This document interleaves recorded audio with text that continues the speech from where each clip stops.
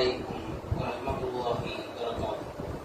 கண்ணியம் நிறைந்த எல்லாம் அல்ல அல்லாஹ்வின் நல்லடியார்களே, நபிமார்களுடைய விளக்கத்தை, அவர்களுடைய வாழ்க்கை வரலாற்றை தொடர்ச்சியாக நாம் பார்த்து வருகின்றோம். அதில் ஒரு பகுதியாக நபி யூசுப் அலைஹிஸ்ஸலாம் அவர்களுடைய வரலாற்றை நாம் பார்த்து வருகிறோம். கடைசியாக நபி யூசுப் அலைஹிஸ்ஸலாம் அவர்கள் செய்த அந்த பிரார்த்தனை, இந்த பெண்களுடைய சூழ்ச்சியில் நான் சிக்குவதற்கு பதிலாக, இவர்கள் என்னை தவறாக அழைப்பதற்கு பதிலாக நான் சிறையில் இருந்து சிரமப்படுவதே மேல் என்று அல்லாஹ்விடத்தில் அவர்கள் பிரார்த்தனை செய்தார்கள். அந்த பிரார்த்தனையை இறைவனும் ஏற்றுக்கொண்டான் என்ற அந்த கடைசி வசனத்தில் நம்ம என்ன செஞ்சிருக்கோம், முடிச்சிருக்கோம். அதனுடைய தொடர்ச்சியாக அல்லாஹ் ரப்பல் ஆலமீன் தன்னுடைய திருமறையில் சொல்கின்றார், சும பதாலஹும் மின் பஅதி மா ரஅவ், அவர்கள் குற்றமற்றவர்கள் என்பதற்கான சான்றுகளை, அத்தாட்சிகளை அவர்கள் பார்த்த பிறகும் அவர்கள் சிறையில் அடைக்க வேண்டும் என்றே அவர்களுக்கு தோன்றியது.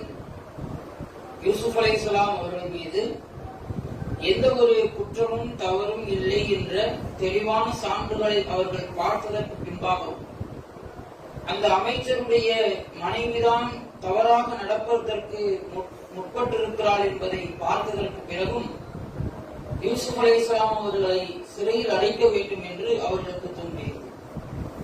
யூசுப் அலைஹிஸ்ஸலாம் அவர்களும் என்ன செஞ்சாங்க, நீண்ட காலமாக சிறையிலே இருக்கிறார்கள். இந்த நீண்ட காலமாக சிறையில் இருக்கக்கூடிய யூசுப் அலைஹிஸ்ஸலாம் அவர்களுக்கு சிறையிலே 2 தோழர்கள் கிடைக்கின்றார்கள். 2 நபர்களை யூசுப் அலைஹிஸ்ஸலாம் அவர்கள் என்ன செய்யறாங்க, தோழர்களாக ஆக்கிக் கொள்கின்றார்கள். அதை அல்லாஹ் ரப்பல் ஆலமீன் தன்னுடைய திருமறையில் சொல்கின்றார், வதஹல மஅஹு ஸஜின ஃபதயான், 2 இளைஞர்கள் அவருடன் சிறைக்கு சென்றனர். அந்த சிறையிலே நீண்ட காலம் நபி யூசுப் அலைஹிஸ்ஸலாம் அவர்களோடு அவர்கள் பயணித்தார்கள். அப்ப இந்த 2 பேருக்கும் ஒரு கனவு வருகின்றது. அந்த கனவை பற்றி நபி யூசுப் அலைஹிஸ்ஸலாம் அவர்களிடத்திலே சொல்லுகின்றார்கள். அவர்கள் சொல்லக்கூடியதாக இறைவன் சொல்லுகின்றான், அல்லாஹ் ரப்பல் ஆலமீன் தன்னுடைய திருமறையில் சொல்லுகின்றான். அதில் ஒரு நபர் நபி யூசுப் அலைஹிஸ்ஸலாம் அவர்களிடத்திலே சொல்கின்றார், நான் மது பிழிவதாக என் கனவில் கண்டேன் என அவ்விருவரில் ஒருவர் கூறினார். என் தலையின் மீது நான் ரொட்டியை சுமப்பது போன்று ஒரு கனவை கண்டேன் என்றும், அந்த தலையில் சுமந்திருக்கக்கூடிய அந்த ரொட்டியை வானத்தில் வட்டமடிக்கின்ற பறவைகள் கொத்தி சாப்பிடுவதை போன்று நான் கனவில் கண்டேன் என்றும் இன்னொருவர் சொல்கிறார். ஒருவர் என்ன சொல்றாரு, நான் மது ரசங்களை புரிந்து கொண்டிருந்தேன். பழத்துல இருந்தா அந்த காலத்துல என்ன செய்வாங்க, மது எடுப்பாங்க. அப்ப அது ஒயின்னு சொல்லுவோம்ல, அந்த காலத்துல அப்படிதான். அப்ப இந்த மாதிரி மதுவை பழத்தில் இருந்து எடுப்பதை போன்று ஒருவர் என்ன செய்யறார், கனவு காண்கிறார்.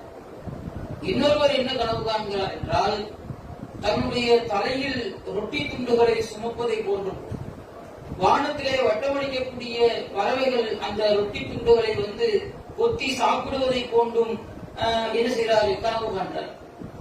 இந்த 2 நபர்களும் இந்த கனவை பற்றி நபி யூசுப் அலைஹிஸ்ஸலாம் அவரிடத்திலே சொல்கின்றார். என்ன சொல்றாங்கன்னா, நீங்கள் எங்களுடைய இந்த கனவிற்கு விளக்கங்களை எங்களுக்கு நீங்கள் சொல்லுங்கள்.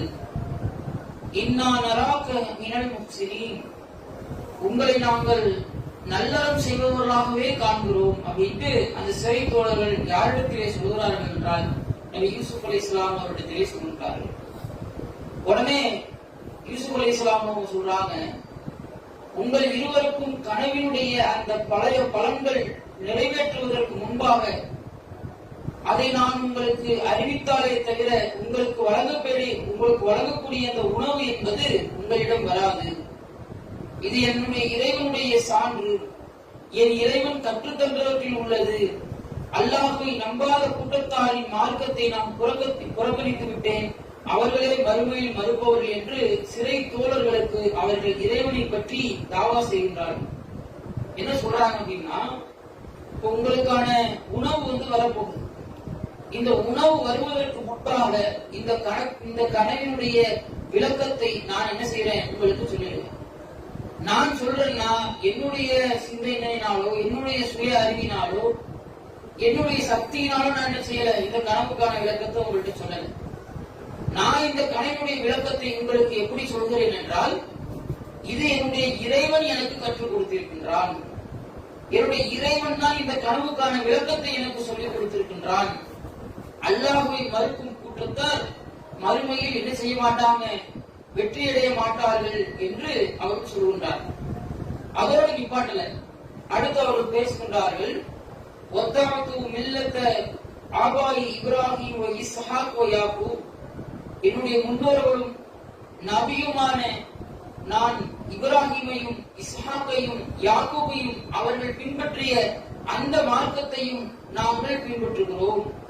உமா காணலனா அன் முஷ்ரிக பில்லாஹி மின ஷையா, ஒருபொழுதும் நாங்கள் என்ன செய்ய மாட்டோம், அல்லாஹ்விற்கு இணையாக எதையும் ஆக்க மாட்டோம். நீங்கள் கும்பிடுகிற அந்த சிலைகள், கற்கள், எதற்கெல்லாம் இறைவனுடைய ஆற்றல் இருக்கிறது என்று நீங்கள் நம்பிக்கொண்டிருக்கிறீர்களோ, இது போன்ற இணை வைப்பை நானும் என்னுடைய மூதாதையர்களும் வைத்தது கிடையாது. இப்ராஹிம் எந்த இறைவனை வணங்கினாலோ, இஸ்ஹாக் எந்த இறைவனை வணங்கினாலோ, நபி யாக்கூப் அலைஹிஸ்ஸலாம் அவர்கள் எந்த இறைவனை வணங்கினாலோ அந்த இறைவனைத்தான் நாங்கள் வணங்குவோம் என்பதையும், அவர்களுக்கு இணையாக எதையும் ஆக்க மாட்டோம் என்பதையும் யூசுப் அலைஹிஸ்ஸலாம் அவர்கள் அந்த சிறை தோழர்களுக்கு சொல்கின்றார்கள். சொல்லிவிட்டு அடுத்து சொல்றாங்க, யா சாஹிபி சிஜின், என்னுடைய சிறை தோழர்களே, பல்வேறு கடவுள்கள் இருப்பது நல்லதா அல்லது அடக்கி ஆடும் ஒரே ஒருவன் இருப்பது நல்லதா என்று அவர்களிடத்திலே ஏகத்துவத்தை எடுத்து வைக்கின்றார்கள். இதெல்லாம் எப்ப செய்யறாங்க அப்படின்னா, ரெண்டு பேரும் தன்னுடைய கனவை பற்றி நபி யூசுப் அலைஹிஸ்ஸலாம் அவரிடத்தில் கேட்ட போது இந்த தாவாவை செய்கின்றார்கள். உடனே அவர்கள் சொல்கின்றார்கள், அவனை என்று நீங்கள் யாரையெல்லாம் வணங்குவீர்களோ, மாதாபுதூன மின்தூனிகி, அவரை என்று நீங்கள் யாரையெல்லாம் நீங்கள் வணங்குவீர்களோ, இல்லா அஸ்மான், அவர்கள் உங்களுடைய முன்னோர்கள் சூட்டிக் கொண்ட பெயர்களை தவிர வேறு எதுவும் இல்லை. இதற்கு எந்த ஆதாரமும் இல்லை. அவர்கள் கடவுளாக இருப்பதற்கு அல்லாஹ் எந்த ஆதாரத்தையும் அருளவில்லை. அதிகாரம் எல்லாமே அல்லாஹ்வுக்கே உரியது. அவனை தவிர யாரையும் நீங்கள் வணங்கக்கூடாது என அவன் ஆணையிட்டுள்ளான். இதுவே நேரான மார்க்கம். எனினும் மனிதர்களில் அதிகமானோர் என்ன பண்ணுவதில்லை, அறிந்து கொள்வதில்லை என்று சொல்லி சிறையிலே தன்னிடத்திலே கனவுக்கு விளக்கம் கேட்ட அந்த சிறை தோழர்களிடத்திலே ஏகத்துவ பிரச்சாரத்தை செய்கின்றார்கள். நினைக்கிறோம், இந்த ஏகத்துவ பிரச்சாரத்தை செய்வதற்கு, மார்க்கத்தை பிற மக்களிடத்திலே எடுத்து சொல்வதற்கு பள்ளிவாசல் தான் இடம், 10 பேர் கூடியிருந்தாதான் இடம், ஒரு பொதுக்கூட்டம் போட்டு பேசினாதான் இடம், அல்லது ஒரு திருமண பிரச்சாரம், ஒரு முகாஃபூல் பிரச்சாரம், ஒரு பெண்கள் பயான், இதுதான் மார்க்கத்தை பேசுவதற்கான இடங்கள் என்று நாம் நினைக்கின்றோம். ஆனால் மார்க்கத்தை எடுத்து சொல்வதற்கும், ஏகத்துவ கொள்கையை பிரச்சாரம் செய்வதற்கும், இறைவனை நோக்கி மக்களை ஏகத்துவத்தின் பக்கம் அழைப்பதற்கும் எல்லா இடத்திலேயும் அனுமதி இருக்கிறது. இந்த இடத்துலதான் பிரச்சாரம் செய்யணும். சிறையில் கூட என்ன செய்றாங்க, தன்னிடத்திலே வந்தவர்களுக்கு இந்த ஏகத்துவ பிரச்சாரத்தை நபி யூசுப் அலைஹிஸ்ஸலாம் அவர்கள் எடுத்து சொல்கிறார்கள், செய்கின்றார்கள். அதற்கு இதை சொல்லிவிட்டு அடுத்து இந்த கனவுகளுக்கான விளக்கத்தை நபி யூசுப் அலைஹிஸ்ஸலாம் அவர்கள் சொல்கின்றார்கள். யா சாஹிபு சிஜின், என்னுடைய சிறை தோழர்களே, அம்மா அஹதுகுமா, உங்களில் இருவரில் ஒருவர் ஃபயஸ்கி ரப்பஹு ஹம்ரன், தன்னுடைய எஜமானனுக்கு மதுரசத்தை அவர் கூட்டுவார். மற்றொருவர் சிலுவையிலே அறையப்பட்டு அவருடைய தலைகளை பறவைகள் தின்னும். நீங்கள் எதை பற்றி விளக்கம் கேட்டீர்களோ அதற்கான காரியம் இதுதான், இது தீர்மானிக்கப்பட்டு விட்டது என்று சொல்றாங்க. சொன்னதோடு மட்டுமல்லாமல் அவ்விருவரில் யார் விடுதலையாவீர்களோ அவர் உங்களுடைய எஜமானிடத்தில் என்னை பற்றி சொல்லட்டும் என்று யூசுப் அலைஹிஸ்ஸலாம் அவர்கள் சொல்றாங்க. அதே போன்று 2 நபர்களும் விடுதலைக்கு செய்யப்படுகிறார்கள். அவர்கள் ஒருவர் தன்னுடைய எஜமானனுக்கு மதுரசம் பூட்டக்கூடிய அந்த உயரிய பதவியில இருக்கின்றார். இன்னொரு மனிதர் என்ன செய்கிறாரு? யூசுப் அலைஹிஸ்ஸலாம் அவர்கள் சொன்னது போன்று அவர் கொலை செய்யப்பட்டு அவருடைய தலைகள் பறவைகள் கொத்தி தின்னக்கூடியதாக ஆகிவிட்டது. அல்லாஹ் தன்னுடைய திருமறையில் சொல்லுகின்றான், அவர்கள் சிறைத்தோழர், அந்த வெளியே வந்தார்கள் சிறைத்தோழர், அந்த சிறைத்தோழர் யூசுப் அலைஹிஸ்ஸலாம் அவர்களை பற்றி ஞாபகம் மூட்டுவதை விட்டும் அல்லாஹ் மறக்கடித்து விட்டான். அதனால் அவர் ஒரு குறிப்பிட்ட காலம் வரை சிறையிலே தங்க வேண்டியது இருந்தது என்று அல்லாஹ் ரப்பல் ஆலமீன் சொல்லுகின்றான். இப்ப அந்த எஜமானுக்கு ஒரு கனவு வருது. அந்த எஜமானுக்கு என்ன கனவு வருது அப்படின்னா, அந்த எஜமான ஒரு கனவு காண்றார். 7 மெலிந்த மாடுகளை 7 கொழுத்த மாடுகள் தின்பதை போன்ற ஒரு கனவை நான் காண்கிறேன். காய்ந்து போன, அதாவது பசுமையான 7 கதிர்களையும் காய்ந்து போன வேறு 7 கதிர்களையும் நான் கனவில் கண்டேன். சபையோர்களை இந்த கனவிற்கான விளக்கத்தை என்னிடத்திலே கூறக்கூடியவர்களாக இருந்தால் எனக்கு இந்த கனவுக்கு விளக்கம் சொல்லுங்கள் என்று கேட்கிறார். உடனே சபையோர்கள் சொல்கின்றார்கள், இவை குழப்பமான கனவுகள், இக்கனவின் விளக்கத்தை நாங்கள் அறிந்தவர்கள் அல்ல என்று அவர்கள் கூறினார்கள்.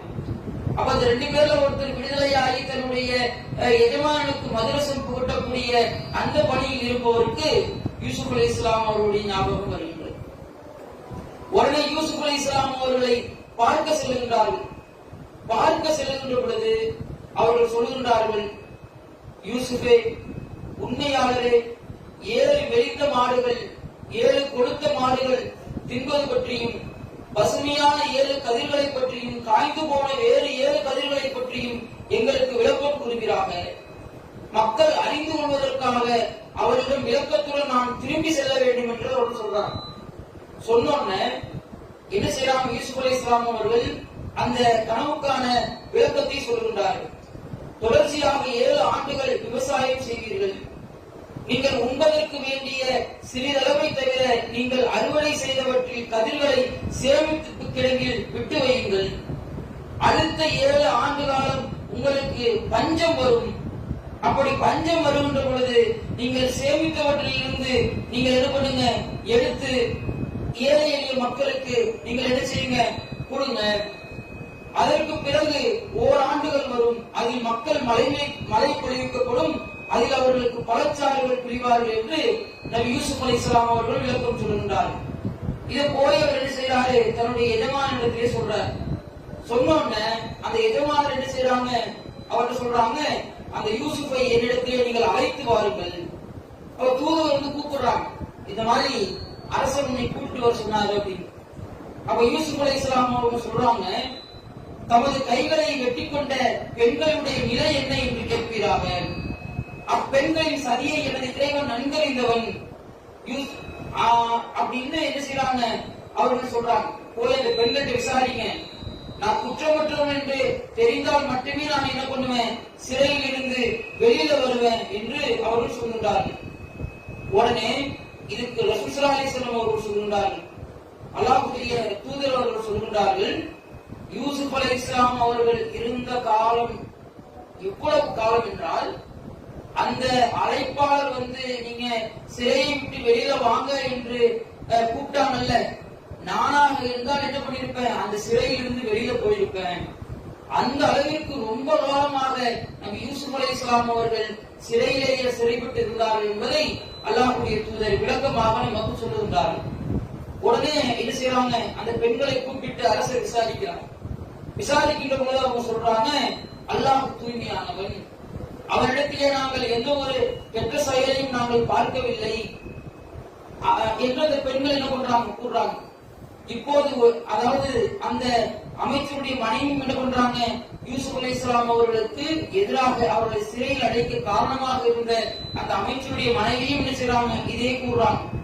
இதை கூறினோன்னு அந்த அரசர் என்ன செய்யறாரு? நபி யூசுப் அலைஹிஸ்ஸலாம் அவர்களை அந்த சிறையில் இருந்து வெளியே எடுக்கிறார். அழைச்சிட்டு வராங்க. யூசுப் அலைஹிஸ்ஸலாம் அவர்களை அழைச்சிட்டு வராங்க. அழைச்சிட்டு வந்துட்டு அந்த அரசர் சொல்றாரு, நீங்க அவர்களை அழைச்சிட்டு வாங்க, நான் அவர்களை என்னுடைய அலுவலராக நான் ஆக்கிக் கொள்கிறேன் அப்படின்றாங்க. உடனே யூசுப் அலைஹிஸ்ஸலாம் அவர்களுக்கு போய் இந்த செய்தி எல்லாம் சொல்லப்பட்டு யூசுப் அலைஹிஸ்ஸலாம் அவர்கள் அழைத்து வரப்படுகின்றார்கள். அப்ப யூசுப் அலைஹிஸ்ஸலாம் அவங்க சொல்றாங்க, இஜ்அல்னி அலா ஸஸாயில் அல் இன்னி ஹஃபீது அலீம், இந்நாட்டின் கருவூலங்களுக்கு என்னை அமைச்சராக்குங்கள், பொறுப்பாளராக ஆக்குங்கள், நான் பாதுகாப்பவன் நன்கறிந்தவன் என்று யூசுப் அலைஹிஸ்ஸலாம் அவங்க சொல்றாங்க. அவ்வாறே என்ன பண்றோம், அல்லாஹ் சொல்லிட்டான், இவ்வாறே யூசுஃபுக்கு அந்த பூமியிலே நாம் தங்கும் இடத்தை ஏற்படுத்தி கொடு. ஒரு பெரிய பதவியோடு யூசுப் அலைஹிஸ்ஸலாம் அவங்க அந்த நாட்டில் தங்குறாங்க. இப்ப சில காலம் கழித்து எந்த யூசுப் அலைஹிஸ்ஸலாம் அவர்களை கிணற்றில் விட்டெறிஞ்சாங்களோ அந்த சகோதரர் என்ன பண்றாங்க, இந்த நாட்டுக்கு வராங்க. இந்த நாட்டிற்கு வந்த பொழுது யூசுப் அலைஹிஸ்ஸலாம் அவங்க எப்படி பாக்குறாங்க, இவர் ஒரு அமைச்சர்னு பாக்குறாங்க. ஆனா யூசுப் அலைஹிஸ்ஸலாம் அவங்க என்ன பண்றாங்க, நல்லா இவங்களை அறிஞ்சுக்கிட்டாங்க. ஓகே, இவங்கதான் நம்மளுடைய சகோதரர் என்று அறிந்து கொள்றாங்க. அறிந்து கொண்டு அவர்களுக்கு தேவையான உணவுப் பொருட்களை எல்லாத்தையும் கொடுக்குறாங்க. அவங்க கொண்டு வந்த பணத்தை விட, அவர்கள் கொண்டு வந்த பொருளாதாரத்தை விட அதிகமான பணத்தை கொடுத்து, பொருளாதாரத்தை கொடுத்து, அவர்கள் எதை கொடுத்து பொருட்களை வாங்கினார்களோ அதை அந்த அவர்களுடைய அந்த உணவு பையிலேயே வச்சு என்ன செய்யறாங்க, யூசுப் அலைஹிஸ்ஸலாம் அவர்கள் அந்த சகோதரர்களை திருப்பி அனுப்புறாங்க. திருப்பி அனுப்புறப்ப அந்த யூசுப் அலைஹிஸ்ஸலாம் அவர்கள் சொல்லி அனுப்புறாங்க, நீங்க என்ன செய்யுங்க, திரும்ப என்னிடம் நீங்கள் வருவதாக இருந்தால் உங்களுடைய சகோதரர், கடைசி சகோதரரை நீங்க அழைச்சிட்டு வாங்க அப்படின்றாங்க. அவங்க தன்னுடைய தந்தையிட்ட இதை சொல்றாங்க. ஏற்கனவே யூசுப் விஷயத்துல என்ன பண்றாங்க, நம்பிக்கை இல்லாதவர்களாக இருந்தாரு. அப்ப என்ன செய்யறாங்க, தன்னுடைய தந்தையிடத்துல இதை சொல்றாங்க. அப்ப சொன்னோன்னு அவங்களுடைய தந்தை யாக்கூப் அலைஹிஸ்ஸலாம் அவங்க நம்ப மாட்டாங்க. அப்ப அவங்க பொருட்களை எல்லாம் அவங்க என்ன செய்யறாங்க, அவிழ்த்து பார்க்கின்ற பொழுது அவர்கள் கொண்டு போன அந்த பொருளாதாரம் என்பது அவர்களுடைய அந்த மூட்டையிலேயே இருக்கு. இந்த மாதிரியான நேரத்தில் மீண்டும் என்ன பண்றாங்க, அந்த சகோதரனை அழைத்துக் கொண்டு இந்த ஈஜிப்திற்கு யூசுப் அலைஹிஸ்ஸலாம் அவர்கள் அமைச்சராக இருக்கக்கூடிய இந்த நாட்டிற்கு அவர்கள் வந்து சேருகின்றார்கள். வந்து சேருகின்ற பொழுது அவருடைய தந்தைக்கு அவருடைய தந்தையும் சொல்றார், நீங்கள் ஆபத்தால் சூழப்பட்டாலே தவிர அவரை என்னிடம் திரும்ப அழைத்து வருவீர்கள் என்று அல்லாஹ்வை முன்னிறுத்தி என்னிடத்தில் நீங்கள் உறுதிமொழி கொடுக்கும் வரை உங்களிடம் நான் அவரை அனுப்ப மாட்டேன்றாங்க. அவர்களும் உறுதிமொழி கொடுத்துட்டு என்ன பண்றாங்க, அவருடைய சகோதரர்களை அழைத்து செல்கின்றார்கள்.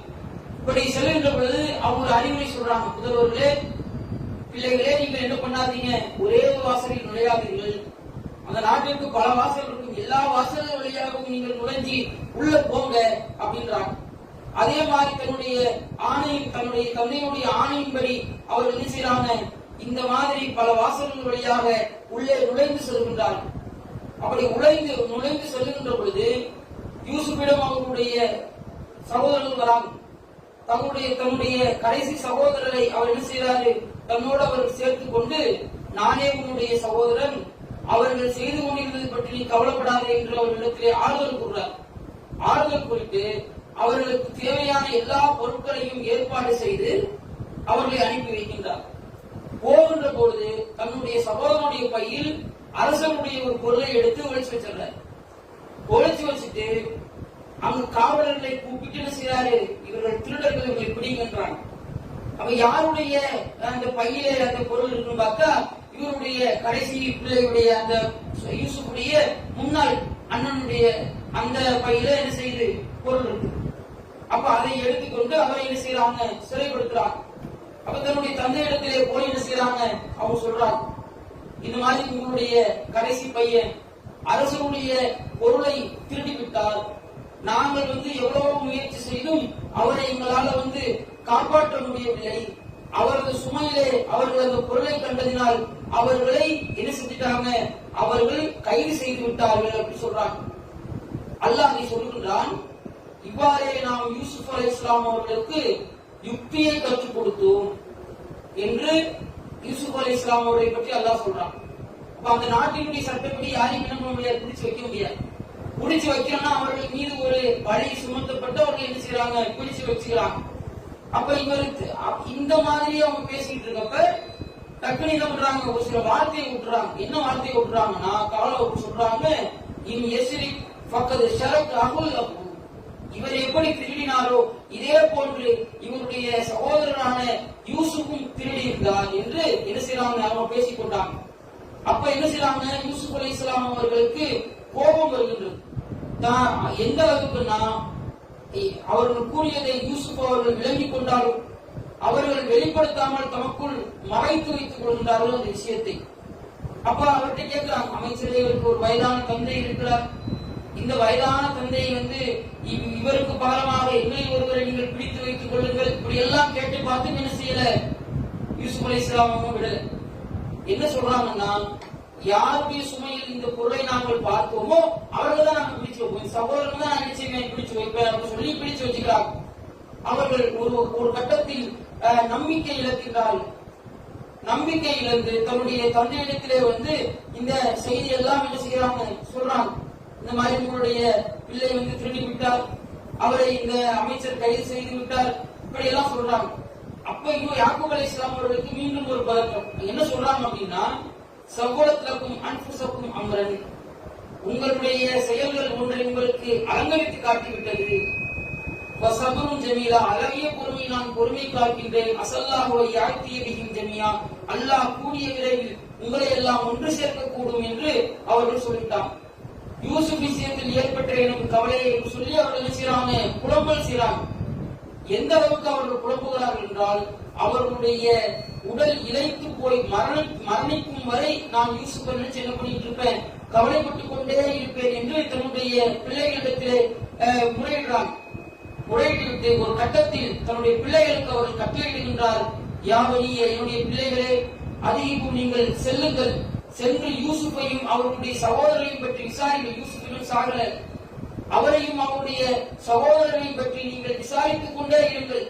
அல்லாஹ்வுடைய அருளிலே நீங்கள் நம்பிக்கை இழந்து விடாதீர்கள் என்று அவர்கள் சொல்லி மீண்டும் ஈஜிப்திற்கு தன்னுடைய ஏனைய பிள்ளைகளை யாக்கூப் அலைஹிஸ்ஸலாம் அவர்கள் அனுப்பி வைக்கின்றார்கள். அப்ப அவங்க மறுபடியும் என்ன பண்றாங்க, யூசுப் அலைஹிஸ்ஸலாம் அவங்க வராங்க. வந்தவங்க சொல்றாங்க, யா அய்யுல் அசீஸ், அமைச்சரே, எங்கள் குடும்பத்தையும் வறுமை பற்றி கொண்டது, நாங்கள் சொற்பமான பொருட்களையே கொண்டு வந்திருக்கின்றோம், எனவே எங்களுக்கு நிறைவாக அலர்ந்து தருவீராக, தர்மம் வழங்குவீராக என்று யூசுப் அலைஹிஸ்ஸலாம் அவர்களிடத்திலே கேட்கின்றார்கள். அப்போதான் யூசுப் அலைஹிஸ்ஸலாம் அவர்கள் சொல்றாங்க, நீங்கள் அறிவியர்களாக முட்டாளர்களாக இருந்த பொழுது யூசுஃபையும் அவரது சகோதரரையும் என்ன செய்வீர்கள் என்பதை நீங்கள் அறிவீர்களா அப்படின்னு கேள்வி கேட்கிறாங்க. அப்பதான் இவங்களுக்கு தெரியுது, இந்த அமைச்சர் தான் யூசுப் என்ற அந்த செய்தியை அவர்கள் அறிந்து கொள்கின்றார்கள். நான் தான் யூசுப் என்று அவர்கள் என்ன செய்யறாங்க, பகிரங்கப்படுத்துகிறார்கள். இவர் என்னுடைய சகோதரர், அல்லாஹ் எங்களுக்கு தான் அருள் புரிந்துள்ளான். யார் இரையச்சம் கொண்டு பொறுமை மேற்கொள்கிறார்களோ அந்த நல்லவரின் கூலி அல்லாஹ் வீணாக்க மாட்டான் என்று சொல்லி யூசுப் அலைஹிஸ்ஸலாம் அவர்கள் சொல்கின்றார்கள். உங்களுடைய விஷயத்திலே இன்றைய தினத்தில் எந்த ஒரு பழிக்கு பழியும் கிடையாது. எனது இந்த சட்டையை கொண்டு போய் யாக்கூப் அலைஹிஸ்ஸலாம் அவருடைய முகத்திலே போடுங்கள், அவர்கள் பார்வை பெறுவார்கள். உங்கள் குடும்பத்தினர் அனைவரையும் அழைத்துக் கொண்டு நீங்கள் ஈஜிப்திற்கு வாருங்கள் என்று சொல்கின்றார்கள். அதே போன்று யாக்கூப் அலைஹிஸ்ஸலாம் அவர்கள் மீது அந்த சட்டையை போட்டதும் யூசுப் அலைஹிஸ்ஸலாம் அவருடைய சகோதரர்கள் தன்னுடைய குடும்பங்கள் எல்லாரையும் அழைத்துக் கொண்டு ஈஜிப்திற்கு வருகின்றார்கள். வந்தவுடனே அல்லாஹ்வுடைய தூதரான யாக்கூப் அலைஹிஸ்ஸலாம் அவர்களிடத்தில் யூசுப் அலைஹிஸ்ஸலாம் அவர்கள் சொல்கின்றார்கள், என்னுடைய தந்தையே, என்னுடைய கனவுக்கான விளக்கம் இதுதான். 11 நட்சத்திரங்கள், சூரியன் சந்திரன் எனக்கு சஜிதா செய்வது போன்று நான் கனவு கொண்டேனே, அந்த 11 நட்சத்திரங்களும் என்னுடைய சகோதரர்கள் தான், சூரியனும் சந்திரனும் என்னுடைய தாய் தந்தை தான் என்று அந்த கனவுக்கான விளக்கத்தை அவர்கள் என்ன செய்யறாங்க, தன்னுடைய பெற்றோருக்கு அவர்கள் சொல்லி காட்டுகின்றார். சொல்லி காட்டிவிட்டு இறுதியாக அவர்கள் ஒரு துவாவை நமக்கு சொல்லித் தருகின்றார்கள். இங்க நம்ம கவனிக்கப்பட வேண்டிய விஷயம் சில இருக்கு. யூசுப் அலைஹிஸ்ஸலாம் அவங்க சொல்றாங்க, ரப்பி இறைவா, கத் ஆத்தைனியல் முல்க், எனக்கு நீ ஆட்சி அதிகாரத்தை கொடுத்திருக்கின்றாய். வ அல்லம்தனி மின் தஹ்வீல் அஹாதீஸ், கனவுகளுக்கான விளக்கத்தை கற்றுக் கொடுத்திருக்கின்றாய். ஃபாத்திர ஸமாவாத்தி வல், வானம் மற்றும் பூமியை படைத்த என்னுடைய இறைவா, அந்த வலியும் ஃபிதுன்யா வல் ஆখিরা, நீயே எனக்கு இம்மையிலும் மறுமையிலும் பொறுப்புதாரி.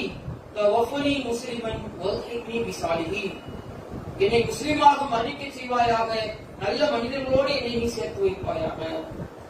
இந்த துவாவை நல்லா நீங்க யோசிச்சு பாருங்களேன்.